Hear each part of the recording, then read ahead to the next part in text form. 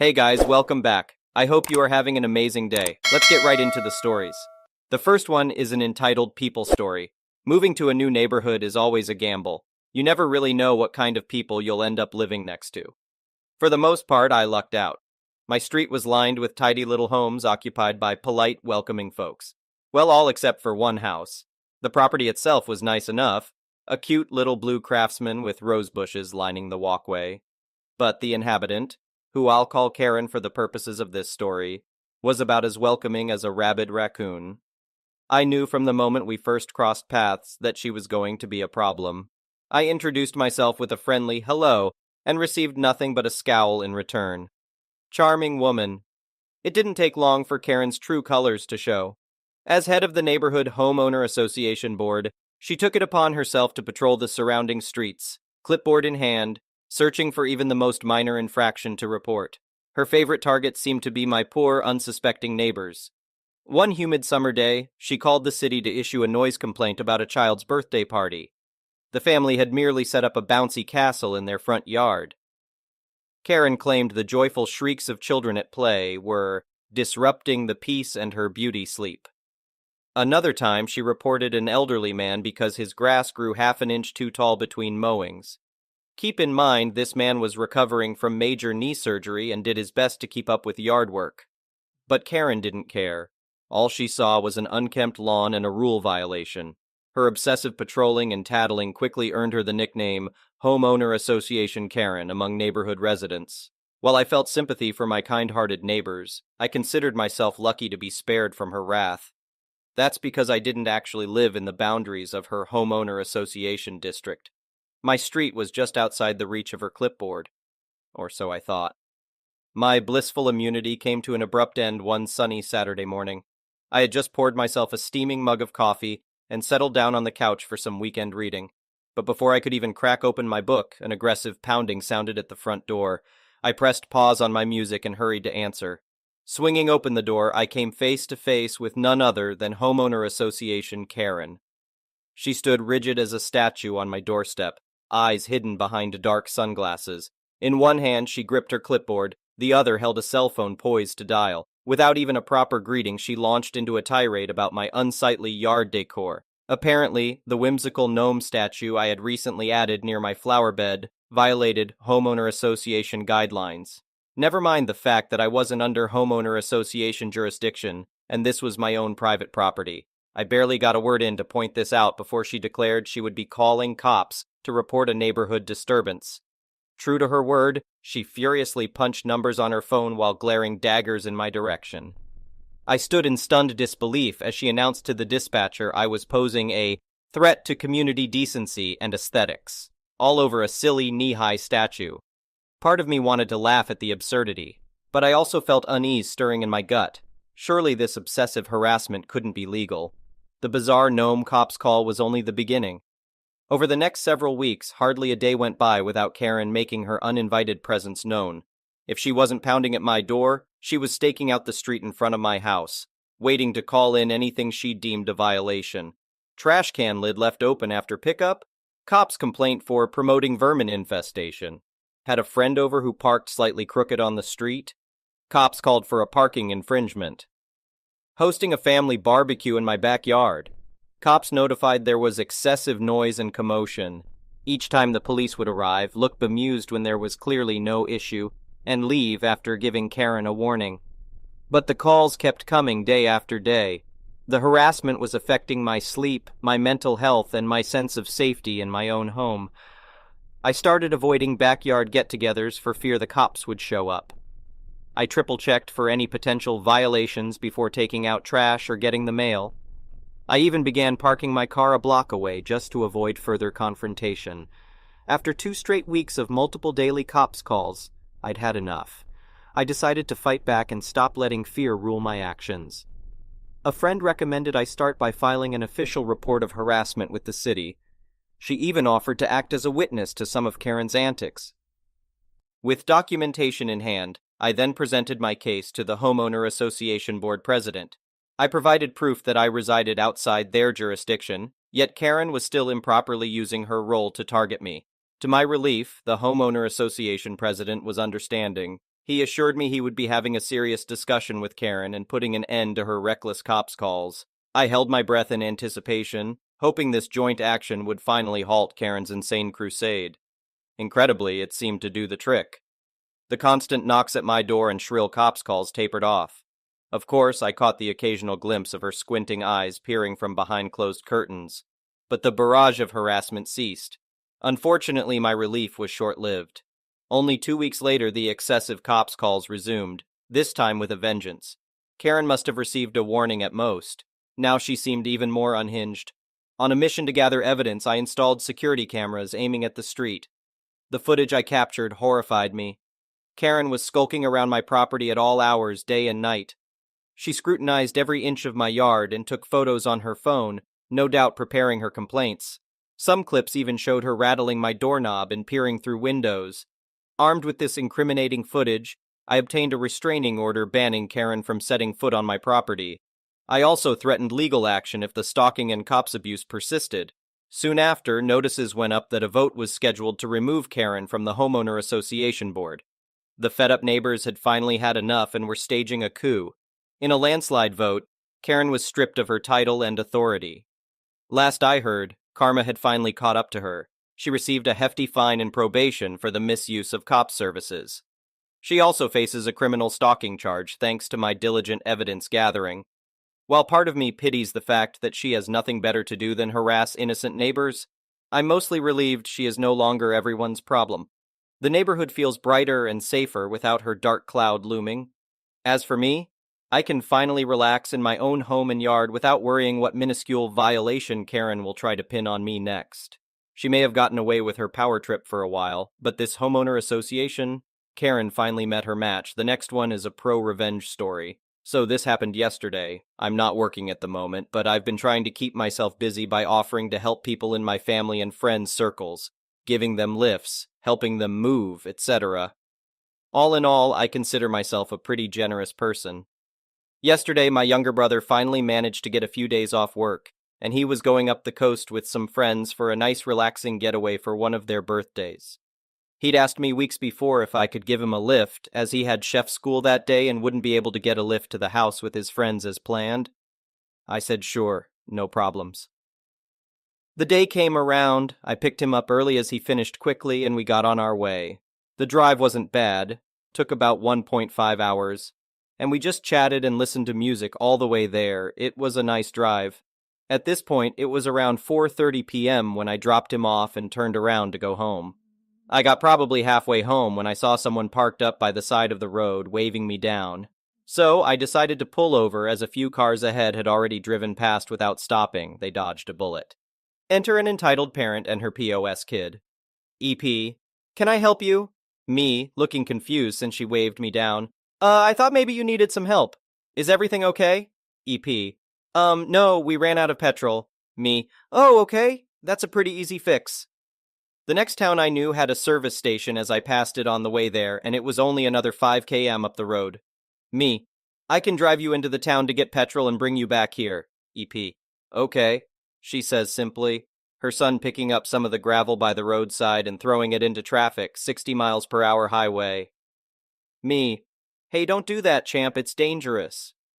She had gone to her car to grab her purse, but reeled out of it as I said this. EP, don't you speak to my son like that, she snapped angrily. Me, sorry. I get into my car, followed quickly by the obnoxious pair, highly regretting my life choices by this point, now feeling I can't renege on myself given how difficult she has been at me helping her. EP, she sits down and immediately scoffs, looking at her feet. Why's your car so dirty? Me, oh, sorry.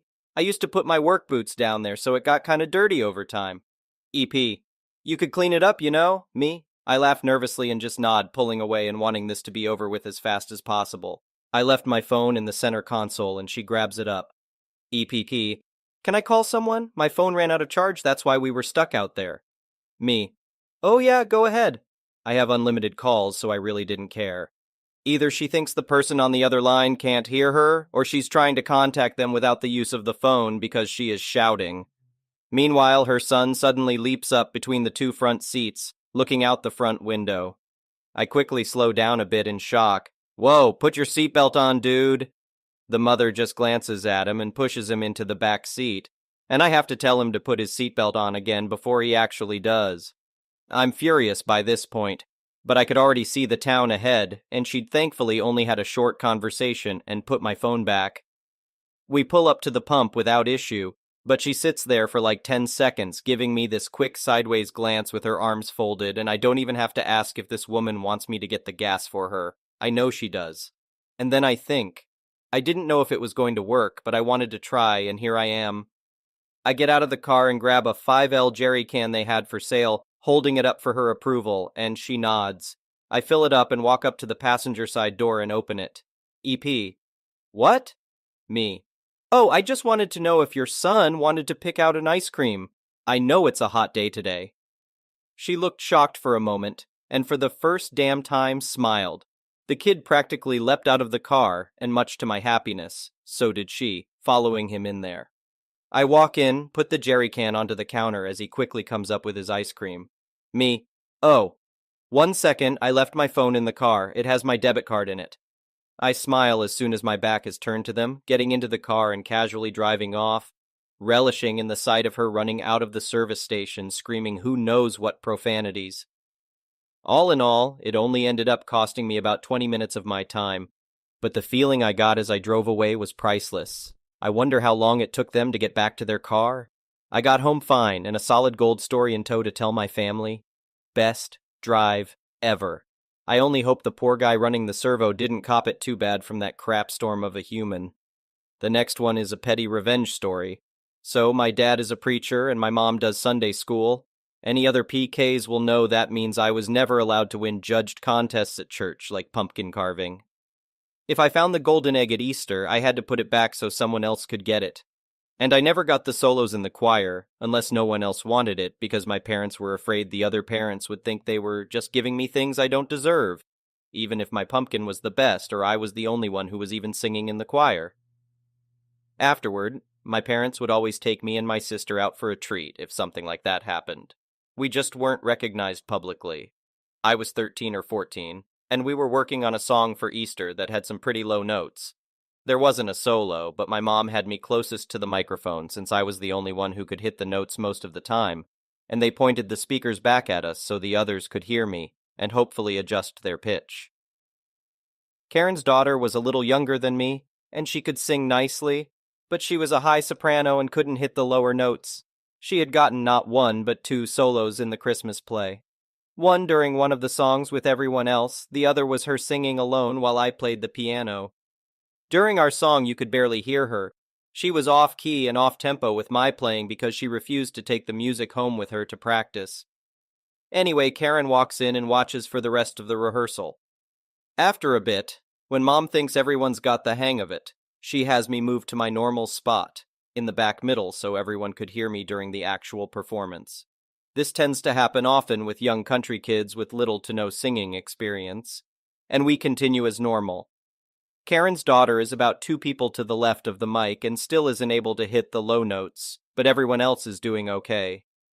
We've got one more rehearsal before we have to sing this in church, so we should be fine. I wasn't there for this part, but apparently, Karen approached my mom after and asked why I had the solo and not her daughter, who was obviously way more talented than me. Mom explained that I didn't have a solo, that there wasn't even a solo for this song, and that I was just singing into the mic so everyone else could get the hang of the song. Karen asked why she didn't have her daughter sing into the mic because she's a better singer than me. Now, I don't claim to be an amazing singer, but I've been in several choirs that I've gotten solos in. I usually get picked for the short solos entitled Kids Think They're Too Good For, or the director hears me during rehearsal and realizes I'm the only one actually changing the way I sing when he gives constructive criticism and rewards me with the only solo during the Veterans Day program. Love you, Mr. C. My point is, I'm not a bad singer. My mom explains that Karen's daughter couldn't hit the lower notes and was struggling with this song. I just want to reiterate that this was a week and a half before we have to sing in church. There is one more rehearsal left. Karen. Well, then just have them do a song daughter can sing. You can't have them do hard songs just so my name can feel better about herself. My mom, being the good pastor's wife she is, calmly tells her that the songs were actually picked out by Karen's mother, that the kids have already learned the song, and that Karen is welcome to take the CD home with her so her daughter can practice. Karen gets mad and tells her to just give her daughter a full song like she did at Christmas.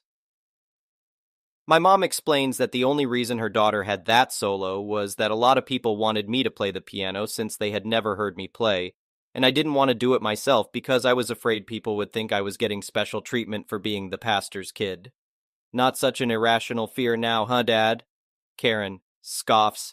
If she can't even play that silly song alone, why did you give her the solo? Singing is way harder than piano, and she shouldn't have the solo if she has stage fright. My mom is mad at this point and again explains that I didn't have the solo for Easter, that it was only for today's rehearsal, and that I didn't have stage fright.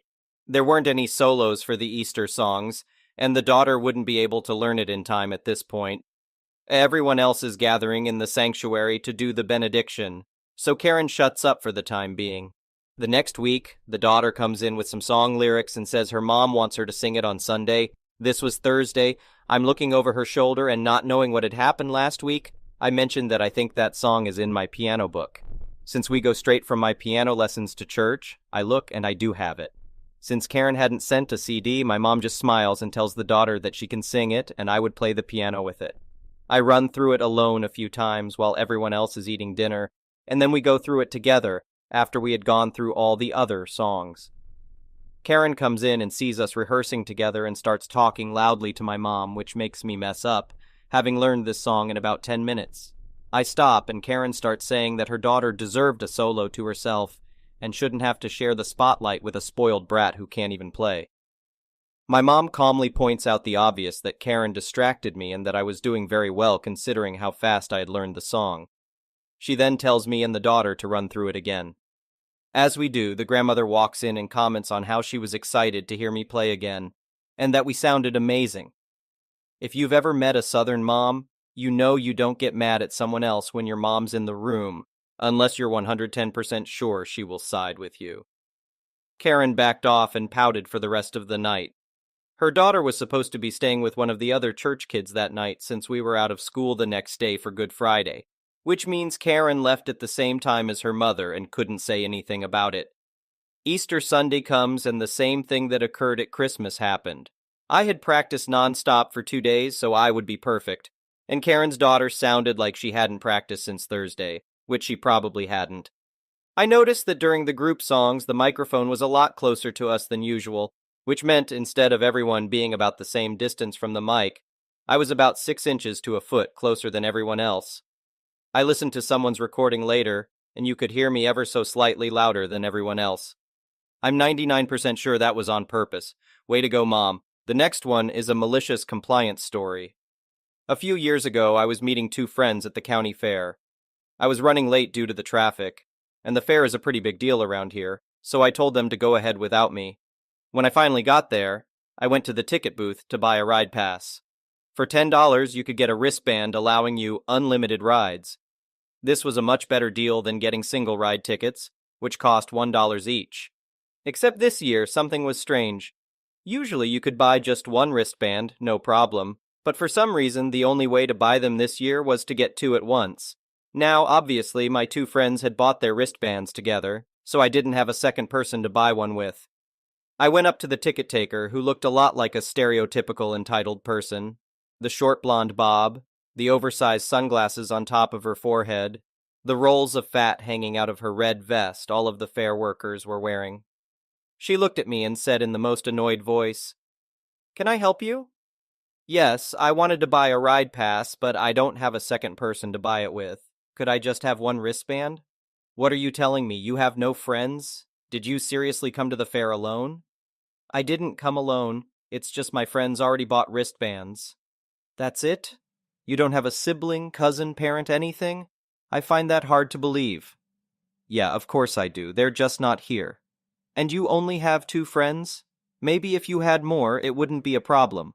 Now go off and make a friend. Then you can come back and get a pass." Her attitude really annoyed me, just about as much as this ridiculous new rule.